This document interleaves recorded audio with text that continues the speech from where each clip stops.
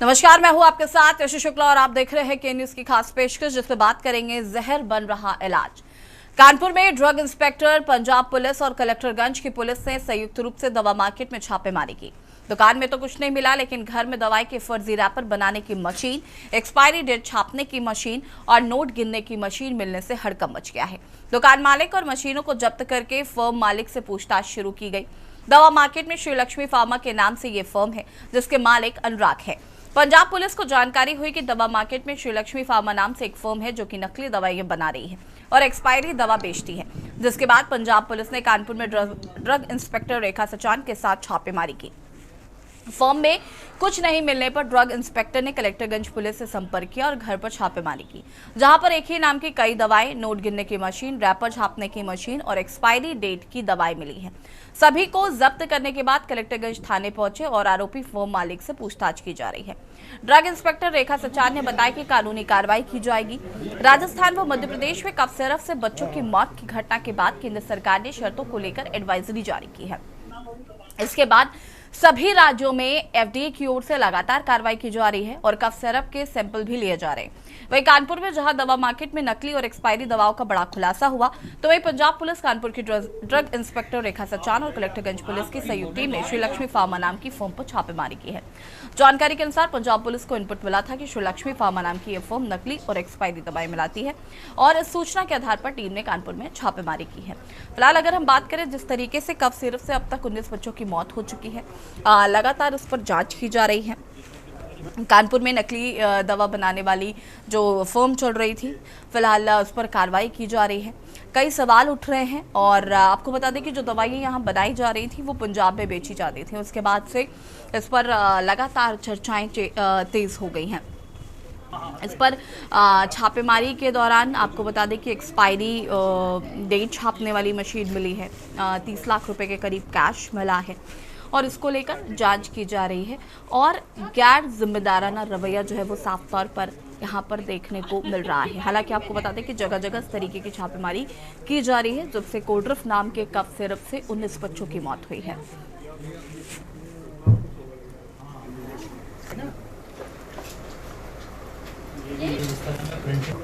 मामला एक बिरहाना रोड में संचालित है firm Shri Lakshmi pharma and surgical, जिसके प्रोप्राइटर राहुल अग्रवाल।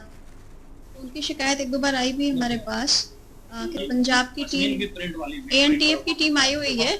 उन्होंने कहा कि हमें लक्ष्मी फार्मा एंड सर्जिकल का इंस्पेक्शन करना है, तो आप सहयोग दीजिए और ऐसी ऐसी प्रॉब्लम है। तो उसके बाद हम कलेक्टरगंज थाने पे पहुंचे और टीम के साथ फिर हम फर्म पे आए बिरहाना रोड में। इनका दुकान का निरीक्षण किया। दुकान पे तो आपत्तिजनक औषधि नहीं थी, जैसा कि पहले भी 2-3 बार इनके इंस्पेक्शन हुए हैं शिकायत मिलने पर दुकान साफ सुथरी मिली है हमेशा इनकी। मैंने इनसे पूछा, ये आपने जब एक बोर्ड दुकान पे लगा है ऑलरेडी, तो दूसरा बोर्ड वहाँ क्यों लगाया है, जबकि बीच में एक दूसरी दुकान है, वहाँ नहीं होना चाहिए। तो मुझे संदिग्धता हुई कि कहीं ना कहीं ऐसा तो नहीं कि कुछ इलीगल काम है और वो घर से होता हो, ताकि लोगों को ये पता चले कि भाई ये अगर दवा लेनी है, ये कुछ है, तो यहाँ घर से ले लो और दुकान में जाने की ज़रूरत नहीं है। तो इसी जिज्ञासा बस हमने घर की तलाशी ली। तलाशी लेने पे हमें यहाँ पे करीब 5-6 तरह के नकली दवाइयाँ बनती हुई मिली, जिनका पैकिंग मटीरियल है, वायल अलग है और कार्टन्स अलग हैं, छोटे कार्टन, बड़े पैकिंग कार्टन वो अलग हैं, और उनका आप देख सकते हैं एक मास्टर प्रिंटिंग मटेरियल भी है। जी हाँ, तो जिस तरीके से इलाज जहर बन रहा है, आज इस मुद्दे पर बातचीत करेंगे। डॉक्टर मनोज गोविला जी, वरिष्ठ आईएमए सदस्य हमारे साथ जुड़ चुके हैं। प्रवीण वाजपेयी जी, महामंत्री दवा व्यापार मंडल से हमारे साथ जुड़ चुके हैं। राजेंद्र सैनी जी, जनरल सेक्रेटरी हैं आरसीबीए के, वो भी हमारे साथ जुड़ चुके हैं। शत्रुपा पांडे, सोशल एक्टिविस्ट, हमारे साथ जुड़ चुके हैं। मोहित पांडे, संवाददाता, कानपुर से हमारे साथ जुड़ चुके हैं। सबसे पहले तो आप सभी का बहुत बहुत स्वागत है। शुरुआत मोहित से करते हैं। मोहित, सबसे पहले तो कानपुर की इस खबर को लेकर क्या कुछ जानकारी है? जैसे कि मैं आपको बता दूं कि नकली दवाओं को लेकर लगातार कानपुर में इनपुट मिल रहा था। इनपुट मिलने के बाद पंजाब पुलिस और कलेक्टरगंज पुलिस ने छापेमारी कर है कानपुर के बिरहार रोड में लक्ष्मी फार्मा में, जहां पर नकली दवाएं के सैंपल मिले हैं, साथ ही कुछ ऐसी एक्सपायरी दवाई मिली है जो लोगों को एक घातक थी। कहीं ना कहीं अगर वो दवाइयों का सेवन करते हैं कहीं ना कहीं उनकी जान भी जा सकती थी। छापेमारी के दौरान कई इंजेक्शन मिले हैं, कई इंजेक्शन कई दवाइयां मिली हैं और 29 लाख रुपए दवाइयां भी बरामद हुई हैं। ठीक है, और लगातार जिस तरीके से छापेमारी मुहिम चल रही है, क्या और भी फर्म्स है जहां पर इस तरीके की कार्रवाइयां की जा रही हैं? जैसे बिल्कुल आज बिहार रोड पर छापेमारी सुबह करी गई थी, लेकिन कोई अभी सही वहां पे जानकारी नहीं मिली है। लगातार शासन प्रशासन की तरफ से अभियान जारी है और कहीं ना कहीं एक कानपुर में देखा जाए तो बड़ा नकली दवाइयों को लेकर एक डर बन चुका है। लगातार कहीं ना कहीं इनपुट मिलते हैं, कहीं पंजाब पुलिस छापेमारी करती है, कहीं जो लोकल पुलिस होती है वो छापेमारी करती है। लगातार ये अभियान कानपुर में जारी है।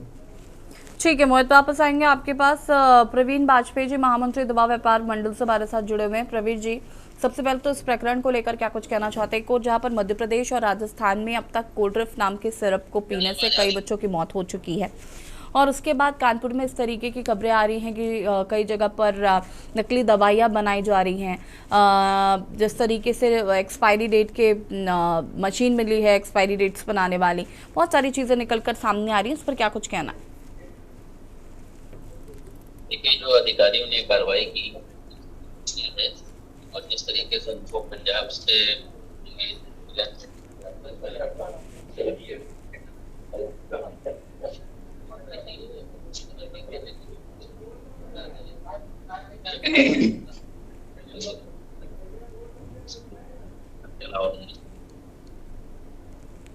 प्रवीर जी की आवाज हम तक स्पष्ट नहीं है, वापस आएंगे प्रवीर जी आपके पास।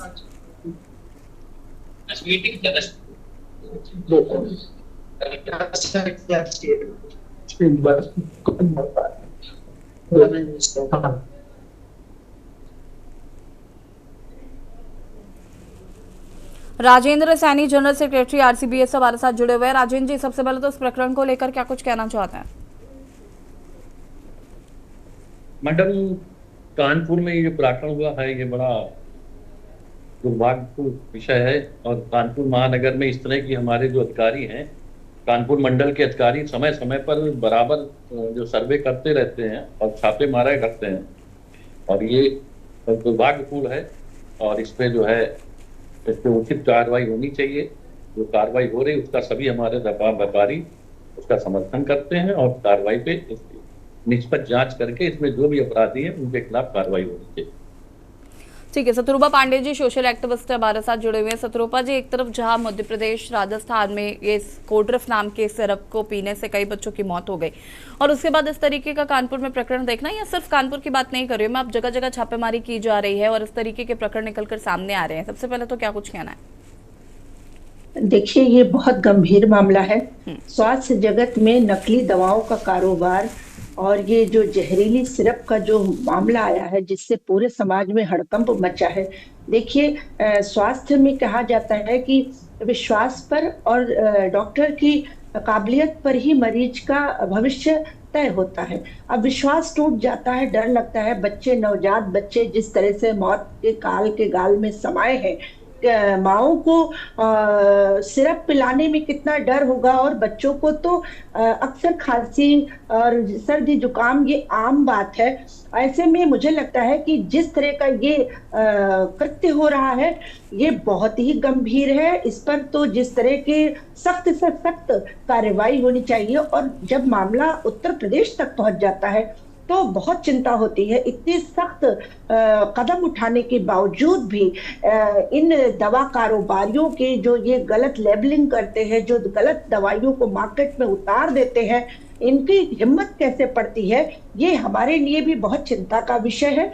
और आप इस समस्या को लाए हैं जन सामान्य तक, इसका विशेष आभार भी व्यक्त करती हूँ। और मैं इस मंच के न्यूज के माध्यम से ये यहाँ से सख्त अपील करती हूँ कि ऐसे जनमानस की जान से खिलवाड़ करने वाले लोगों को बख्शा न जाए, उन्हें बहुत कड़ी सजा दी जाए। बिल्कुल, वापस आते हैं। डॉक्टर मनोज कोविला जी, वरिष्ठ IMS सदस्य हमारे साथ जुड़े हुए हैं। मनोज जी, सबसे पहले तो ये जो सिरप वाला प्रकरण उठा मध्य प्रदेश से और उसके बाद राजस्थान में भी, और अब जिस तरीके से छापेमारी कार्रवाई की जा रही है, मैं पहले तो ये जानना चाहती हूँ कि ये जो सिरप है, क्या ये वाकई सिरप की वजह से बच्चों की मौत हो रही है? क्योंकि इस पर लगातार जांच भी चल रही है। कई लोगों के इस पे अपने अपनी राय है। कई लोगों का ये भी कहना है कि ओवरडोजेस जो है वो कहीं ना कहीं इसके जिम्मेदार हैं और तमाम चीजें निकल कर आ रही हैं। सिरप पीने से बच्चों की मौत हुई, ये अपनी जगह सत्य है। अब सिरप में क्या है, ये जो स्पेशलिस्ट हैं, जो टेस्ट करते हैं, ये इनको देखने की आवश्यक है। अब उस वक्त बच्चों की क्या कंडीशन थी?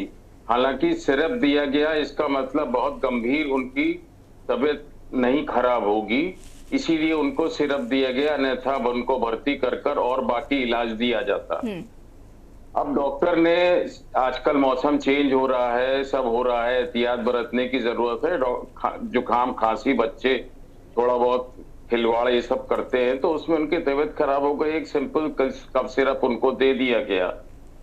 अब कफ सिरप, देखिए मुद्दे की बात जो सबसे बड़ी है वो ये है कि ऐसे कफ सिरप या इस तरह की कोई भी दवाई मार्केट में आती ही कैसे है।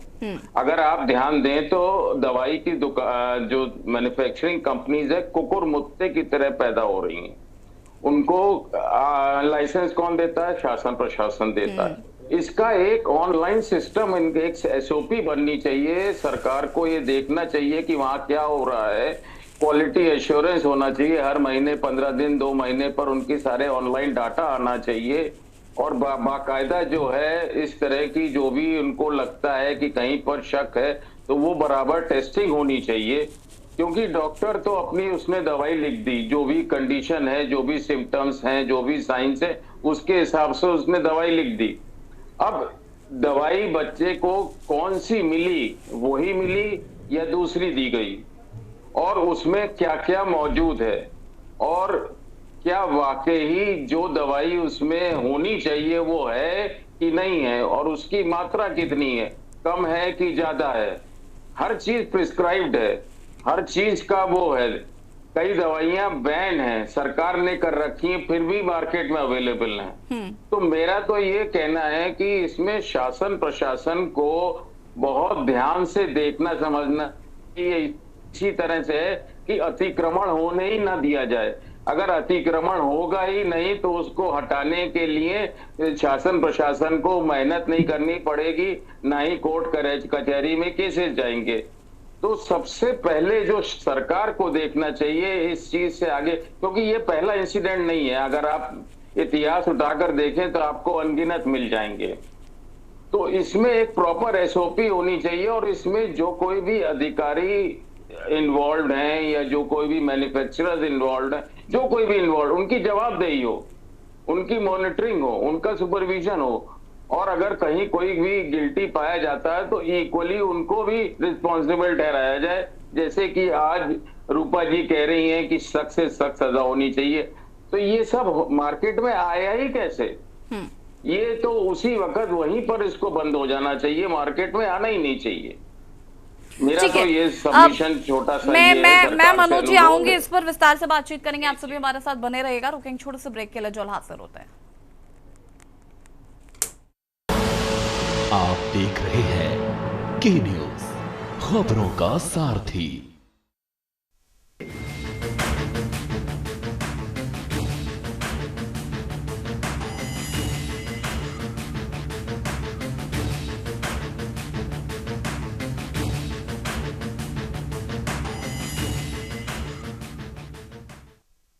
ब्रेक के बाद एक बार फिर से आप सभी का स्वागत है और बात कर रहे हैं जहर बन रहा इलाज। चर्चा इसी पर मेहमान लगातार हमारे साथ जुड़े हुए राजेंद्र सैनी जी का रुख कर लेते हैं। राजेंद्र जी, देखिए जैसे कि अभी यहाँ पर मनोज जी कह रहे थे कि सबसे बड़ा सवाल यह है कि आखिर ये दवाइयाँ मार्केट में है भी कैसे, उपलब्धता भी कैसे है, और कई सवाल इसको लेकर भी है कि पिछले साल मुझे याद है मेफ्टॉल बंद की गई थी और वो अभी भी इजीली आपको मार्केट में मिल जाएगी, या फिर कोई दवाई किसी राज्य में बैन है वो किसी दूसरे राज्य में कैसे मिल रही है और डॉक्टर प्रिस्क्राइब कैसे कर रहे हैं?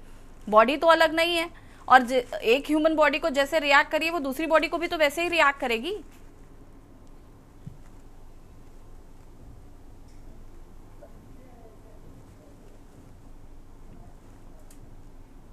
राजेंद्र सैनी जी। जी मैडम जी। अभी डॉक्टर मनोज जी ने बहुत अच्छी बात कही, जो भारतवर्ष में कुकुरमुत्ते की तरह कंपनियों को मैन्युफैक्चरिंग लाइसेंस दिए जा रहे हैं। ये बहुत गंभीर विषय है। आज दवाइयां भारतवर्ष में जेनेरिक दवाई, नॉन जेनेरिक दवाई, पेटेंट दवाई, ये कितनी क्वालिटियां, साल्ट एक ही रहता है लेकिन इतनी अलग अलग की तरह से वैरायटी बना के जो बेची जाती हैं, उसका ही लाभ उठाते हैं ये निर्माता लोग। एग्जैक्टली। अगर इस पे अंकुश लगना चाहिए, जैसे ब्रांडेड है तो ब्रांडेड दवा का फार्मूला वही है, उसकी रेट अलग है।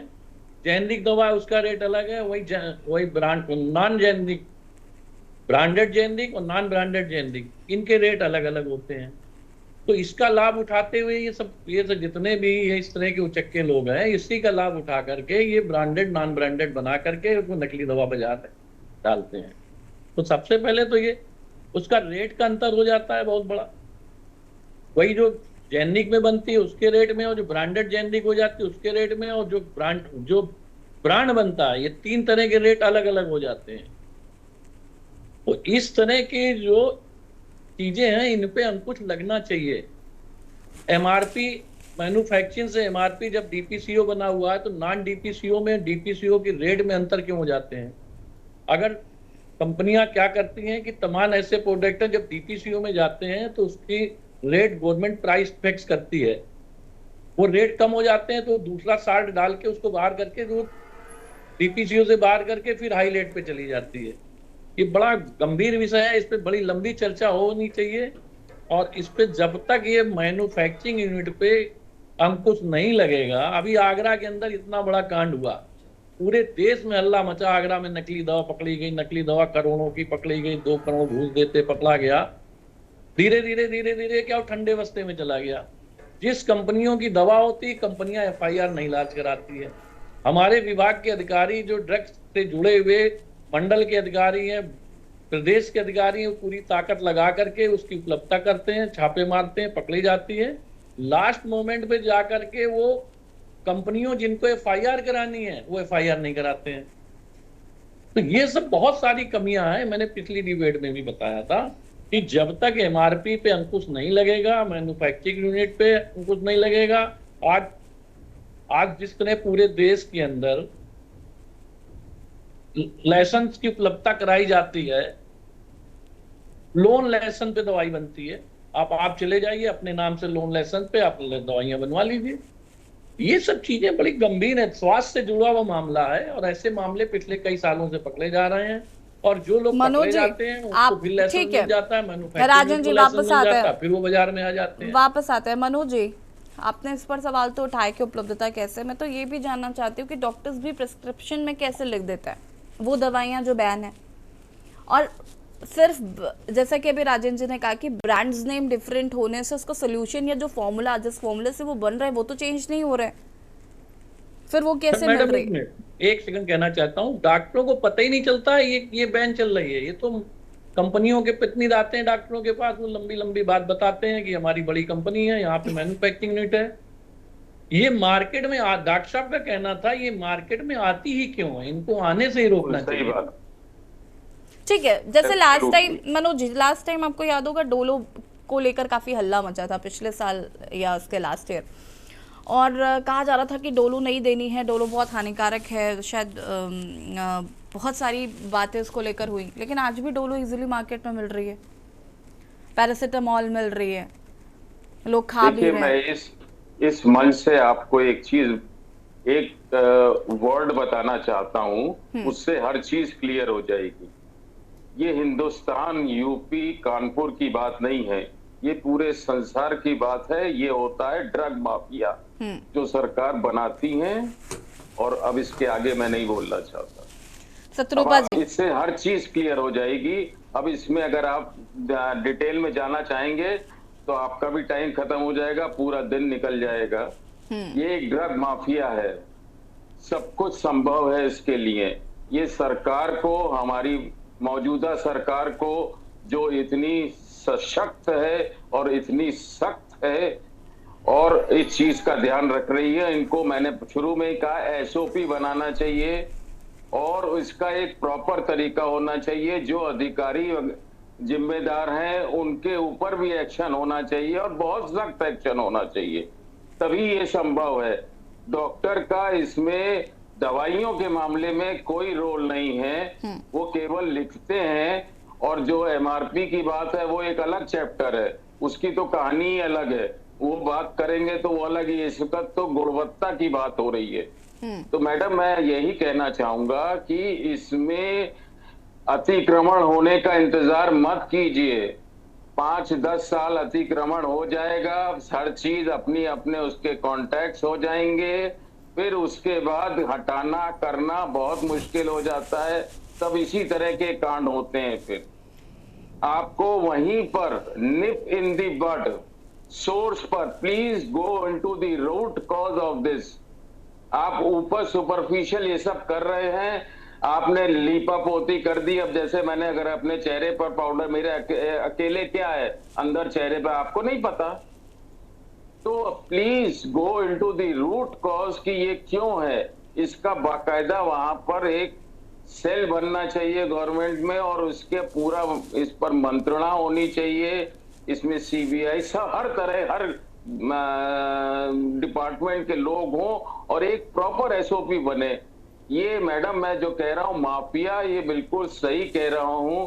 बहुत से लोग नाराज भी होंगे इस बात से, लेकिन ये फैक्ट है। आपको एक रीसेंट एग्जांपल है कोरोना में फाइजर, मुझसे बेहतर जानेंगी आप।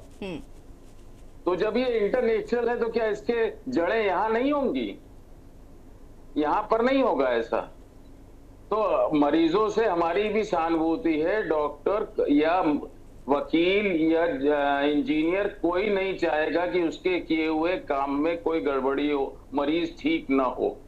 लेकिन दवाई जब उसको सरियाई खराब मिलेगी, सीमेंट ही खराब मिलेगा, तो बेचारा क्या करेगा? वकील को अगर सही सबूत नहीं मिलेंगे, आप सही बात नहीं बताएंगे तो कैसे करेंगे? पुलिस को अगर आप पूरी बात नहीं बताएंगे तो वो कैसे केस सॉल्व करेगा? ऐसी डॉक्टर को अगर सही दवाई नहीं मिलेगी या मरीज को उसने लिखा कुछ मिल उसको कुछ और गया, जैसे आपने बताया जेनरिक की तो बाढ़ है। आप मतलब आप ऑनलाइन जाइए, कहीं ना जाइए, ऑनलाइन जाइए, एक दवाई का फार्माकोलॉजिकल नेम डालिए, आपको दिख जाएंगी कम से कम 20 कंपनियां जिनका कभी आपने जिंदगी में नाम भी नहीं सुना होगा। तो मैडम ये दिक्कतें हैं जो बेसिक हैं। ये बेसिक सरकार शासन प्रशासन से मैं फिर गुजारिश करना चाहूंगा कि इसके एक एसओपी बनाए प्रॉपर तरीके से, क्योंकि आपने फील्ड में जाकर उन्होंने छापा मार लिया, पकड़ लिया, सब कर लिया, उसके बाद क्या हुआ? कभी आप लोगों ने ये बताया कि इसका ये अंजाम तक पहुंचा? कोई चीज नहीं। आपने डॉक्टर को अरेस्ट कर लिया। ठीक है भाई, आप शक्तिमान हैं, आप कुछ भी कर सकते हैं, लेकिन इसमें डॉक्टर की फॉल्ट कहाँ है? अब आपने किसी लेबर को पकड़ लिया कि वो नकली दवा लेकर जा रहा था, उसकी फॉल्ट कहाँ है? तो ये सब चीजें आपको देखना है। वो दवाई आई कैसे, बनी कैसे, उसको लाइसेंस कैसे मिला? Who are the people responsible for it? They should be prosecuted, they should be brought into the book rather than these people.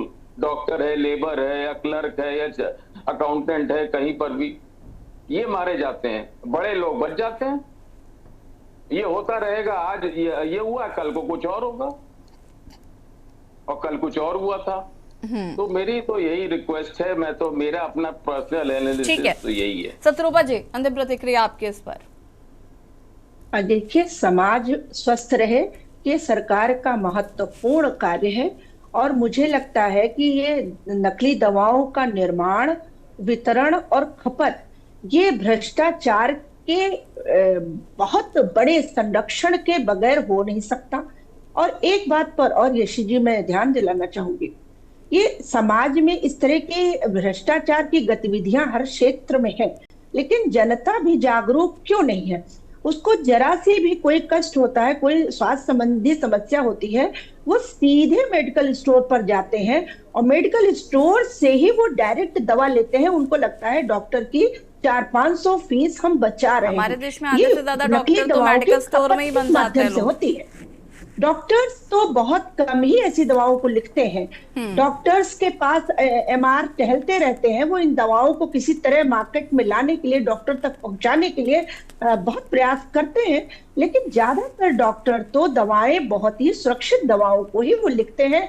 लेकिन वो डॉक्टर लिखे कब? जब सीधे मेडिकल स्टोर तक जनता पहुंचती है और उसे 500 रुपए बचाने होते हैं, उसे 120 की सिरप ले लेनी होती है। तो ये बंद होना चाहिए। हम अपने चिकित्सक के पास पहुंचे। और बच्चों के मामले में तो ये बेहद गंभीर है कि बच्चों को जरा सी भी समस्या हो तो हम सीधे उनको चिकित्सक के पास ले जाएं, चिकित्सक द्वारा रिकमेंड की हुई दवाएं लें और एक प्रॉपर अच्छे सही मेडिकल स्टोर पर जाएं। तो कहीं ना कहीं जनता जो कुछ पैसे बचाने की जो कयावत करती है, कहीं ना कहीं इन नकली दवा निर्माण करने वालों को बल मिलता है। कहते आवश्यकता ही पूर्ति में सहायक होती है, तो हमारी आवश्यकताएं इन नकली दवाओं को बढ़ावा देती है। तो मैं बहुत विनम्र प्रार्थना करती हूँ कि जरा से भी आपको कष्ट हो तो आप सीधे अपने चिकित्सक के पास जाएं, वहां से लिखी हुई दवाओं को ले और दवा लेते समय भी उसको देखें। उसके कलर में अंतर हो सकता है, उसके प्रिंट में अंतर हो सकता है, या हो सकता है कंपनी। तो अब जागरूक जनता है, तो जागरूक जनता को अपने कार्य भी करने होंगे। तो मुझे लगता है सरकार और जनता के संयुक्त प्रयास बिल्कुल शत्रुपा जी, देखिए कहीं ना कहीं ये बिल्कुल बड़ा मुद्दा है कि इन सारी दवाइयों की उपलब्धता हो भी क्यों रही है। आप सभी का बहुत बहुत शुक्रिया चर्चा में शामिल होने के लिए। और बात कर रहे थे जिस तरीके से मनोज जी कुछ कह रहे हैं, मनोज जी अपनी बात को पूरा कर लीजिए। हाँ, मैं ये कह रहा था कि अगर 500 रुपए की बात है तो आप सरकारी अस्पतालों में जा सकते हैं, सरकार ने इतनी व्यवस्था की हुई है। दूसरी एक बहुत इंपॉर्टेंट इन्होंने बात कही थी लेकिन वो सही हिट नहीं हो पाई, वो ये थी अगर आप देखें बहुत सी दवाइयों की और दवाई कंपनियों का नाम जो असली ब्रांडेड कंपनीज है उसमें अक्षर इधर उधर कर जो है वो नाम आ जाता है। तो सरकार ऐसे लोगों को क्यों देती है कि लोगों को, जनता को भ्रम हो जाए। उनका रंग भी है वैसे ही होता है उनका, कि बिल्कुल अगर दूर से देखें तो यही लगेगा कि ये तो अरे ये तो इस ब्रांडेड कंपनी की ही दवा है, लेकिन होती वो नाम कुछ और होता है। ये केवल दवाइयों के साथ ही नहीं है, ये आप रोजमर्रा की अगर और बाकी सामान लेंगे तो उसमें भी ये मिलेगा। तो सरकार को यहाँ भी ध्यान देना चाहिए। ठीक है, आप सभी का शुक्रिया चर्चा में शामिल होने के लिए। और बात कर रहे हैं जहर बन रहा इलाज, जिस तरीके से दवाइयाँ जो हैं वो नकली दवाइयाँ बनाई जा रही है मार्केट में। कानपुर की जिस खबर का हम जिक्र कर रहे हैं, जहाँ पर एक फर्म है जो नकली दवाइयाँ बना रही थी, एक्सपायरी डेट बनाने की मशीन थी, 30 लाख रुपए का आज तक बरामद हुआ है। सवाल ये है कि आखिर इन दवाइयों की उपलब्धता कैसे हो रही है, इन कंपनियों को लाइसेंस कौन दे रहा है। फिलहाल खास पेशकश में है, देखते रहिए न्यूज़ इंडिया रोजगार। गोल्डी मसाले लाए हैं फ्रेश लॉक टेक्नोलॉजी जो रखे मसालों को हर समय फ्रेश। गोल्डी मसाले। आप देख रहे हैं के न्यूज़, खबरों का सारथी।